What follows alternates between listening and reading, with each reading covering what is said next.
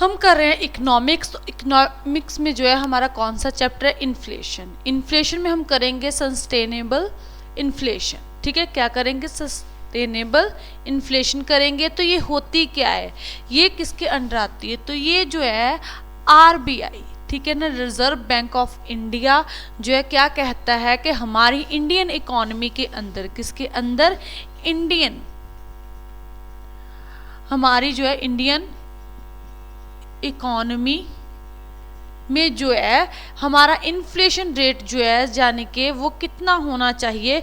तो वो कहता है कि जो है हमारा इन्फ्लेशन रेट, महंगाई दर जो है, ठीक है ना, इन्फ्लेशन रेट वो कितनी होनी चाहिए? 2 से 4%। ठीक है, 2% से जो है 6% तक होनी चाहिए। मिनिमम कितनी होनी चाहिए?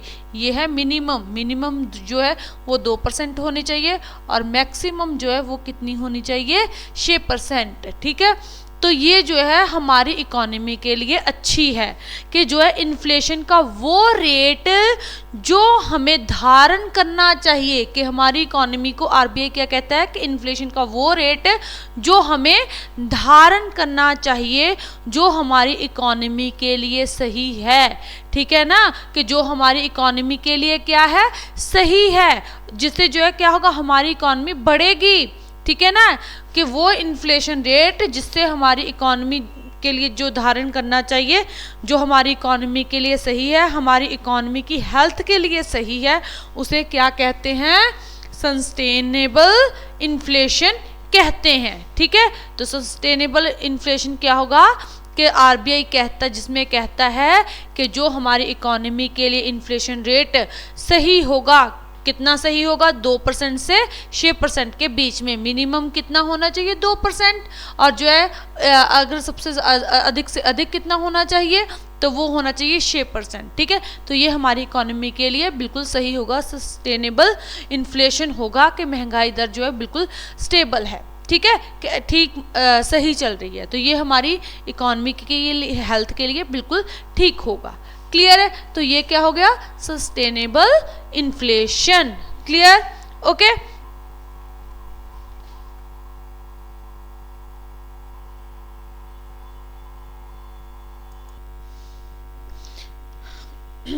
तो अब जो है हम बात कर रहे हैं किसके बारे में? हमने जो है अभी सस्टेन इन्फ्लेशन के बारे में बात की। अब जो हम करते हैं कि इन्फ्लेशन में जो है किसके बारे में? फ्लिप्स कर्व के बारे में। ठीक है ना, फ्लिप्स कर्व के बारे में बात करेंगे। फ्लिप्स कर्व होती क्या है? हमने देखा है कि जो है बहुत सारी कर्व जो है दिखाई जाती है किसमें? इन्फ्लेशन में। ठीक है ना, हम डिमांड एंड सप्लाई करते हैं इन्फ्लेशन के बारे में, तो उसमें जो है बहुत सारे चार्ट्स होते हैं, कर्व्स होती हैं। ठीक है ना, तो हम कर्व की बात कर रहे हैं। फ्लिप्स कर्व जो है उसे कहते हैं। फ्लिप्स कर्व होती क्या है? तो ये क्या है, कहाँ से आई, कैसे बना इसका? तो the Phillips curve shows the inverse relationship between the rate of inflation and the rate of unemployment। कि ये किसे दर्शाता है, किसको दर्शाता है? तो ये जो है इन्फ्लेशन रेट को दिखाता है। ठीक है ना, और किसे दिखाता है? रेट ऑफ अनएम्प्लॉयमेंट को। ठीक है, तो इसमें जो है इनका जो है कौन सा रिलेशन दिखाता है? ये इनवर्स रिलेशन दिखाता है, विपरीत। इनवर्स मतलब विपरीत, ऐसा नहीं है कि जो है प्लस में, नेगेटिव रिलेशन होता है इनका, आपस में जो है विपरीत होते हैं, उल्ट होते हैं एक दूसरे के से जो है। ठीक है ना, अगर इन्फ्लेशन बढ़ेगा तो क्या होगा? इन्फ्लेशन रेट बढ़ेगा तो अनएम्प्लॉयमेंट भी बढ़ेगा। ठीक है ना, कि अगर जो है इन्फ्लेशन, महंगाई बढ़ती है तो अनएम्प्लॉयमेंट भी बढ़ेगा। ठीक है, तो ये विपरीत जो है एक दूसरे से विपरीत दिखाता है, शो दिखाता है। ठीक है, ओके। तो अब जो है इसमें अगर हम बात करें तो ये किनके द्वारा जो है बनाई गई, मतलब कि किन्होंने जो है इसको जो है प्रपोज किया है? तो the Phillips curve propose by जो है परमानेंट न्यूजीलैंड, ठीक है, इकोनॉमिस्ट विलियम फ्लिप्स। तो जो है कहाँ के थे ये? प्रोमिस्ड कौन थे, कहाँ के थे ये? इकोनॉमिस्ट जो है न्यूजीलैंड के। ठीक है ना, कहाँ के रहने वाले थे? कहाँ से थे? तो ये न्यूजीलैंड से थे, कौन, विलियम फिलिप्स, ठीक है। Is based on the UK data, तो यूके मतलब इंग्लैंड के डाटा पे इन्होंने जो है काफ़ी टाइम पे जो है रिसर्च करते गए और फिर इन्होंने जो है किसकी खोज की, फिलिप्स कर्व की खोज की। तो इन्होंने जो है यूके के डाटा कहाँ कब से कब तक का लिया, 1861 से लेकर 1957 तक जो है इन्होंने इस डाटे पे काम किया, यूके के डाटे पे, और फिर उन्होंने जो है फिलिप्स कर्व की जो है थ्योरी बनाई, ठीक है ना।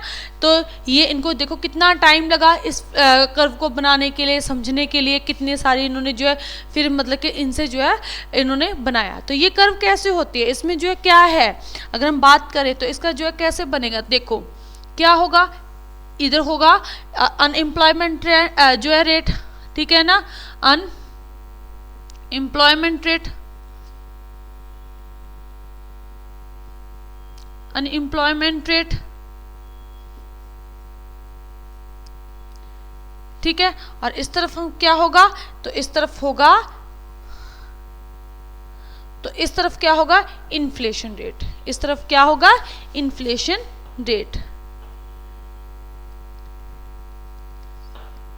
इन्फ्लेशन रेट, ठीक है, इन्फ्लेशन रेट और अनएम्प्लॉयमेंट रेट, ठीक है। तो थोड़ा सा दिखाई नहीं दे रहा है तो इसको थोड़ा सा ऊपर लिखते, तो यहाँ पे आ जाएगा अनएम्प्लॉयमेंट रेट, ठीक है, अनएम्प्लॉयमेंट, ठीक है, रेट, ये वाला रेट ऑफ अनएम्प्लॉयमेंट और रेट ऑफ इन्फ्लेशन, महंगाई की दर और किसकी दर, अनएम्प्लॉय जो है बेरोजगारी की, ठीक है। तो इसमें होगा, तो जैसे ही इस तरफ लिखा होगा इन्फ्लेशन, जैसे 1 2 3 हम इस तरफ कर लेते हैं, ठीक है, ऐसे करके होगा 1 2 3 4, इस तरफ तो होगा यहाँ पे 0 होता है और इस तरफ भी ऐसे ही होगा, ठीक है ना, कि कितना जो है अनएम्प्लॉयमेंट रेट जो है बढ़ गया है, ठीक है ना। तो इसे जो है y कर लेते हैं हम और इसे x मान लेते हैं, ठीक है। तो ये कर्व जो है कैसे होती है, ऐसे देखो, जैसे जैसे महंगाई जो है क्या होगा, महंगाई जो है यहाँ से जो है अनएम्प्लॉयमेंट ऐसे करके बढ़ता जाएगा, ठीक है ना, कि अनएम्प्लॉयमेंट जो है बढ़ेगा और इन्फ्लेशन, तो इनका विपरीत रिश्ता होता है कि जितना जो है क्या होगा, जितनी इन्फ्लेशन रेट बढ़ेगा उतनी ही अनएम्प्लॉयमेंट भी बढ़ जाएगा, ठीक है, क्लियर है, ओके। तो इसके जो है ये कर्व कैसे होते हैं, ये ऐसे भी हो सकती है, ये ऐसे भी हो सकती है, ठीक है, और ये ऐसे भी हो सकती है कर्व, तो ये कर्व ऐसे होते हैं, ठीक है, ये कर्व ऐसे भी हो सकती है, ये कर्व ऐसे भी हो सकती है, तो इसे क्या कहते हैं, कर्व कहते हैं, क्लियर है, ओके। तो ये है फिलिप्स कर्व, ठीक है, ओके जी। तो ये है हमारे पास फिलिप्स कर्व, समझ में आ गया होगा कि फिलिप्स कर्व जो है वो जो है इकोनॉमिस्ट कहाँ के थे, रहने वाले तो ये न्यूजीलैंड के थे, वहाँ के थे, लेकिन जो है इन्होंने काम कहाँ पे किया, based on UK data from 1861 से 1957 के डाटे पे जो है इन्होंने काम किया और बहुत सारा जो है टाइम इस पे दिया और इन्होंने इस चीज़ को जो है समझाया इस तरीके से अपनी थ्योरी से, और इसलिए जो है इन्होंने अपने नाम पे ही जो है इस कर्व को नाम दिया फिलिप्स कर्व का, ठीक है, ओके, ठीक है जी।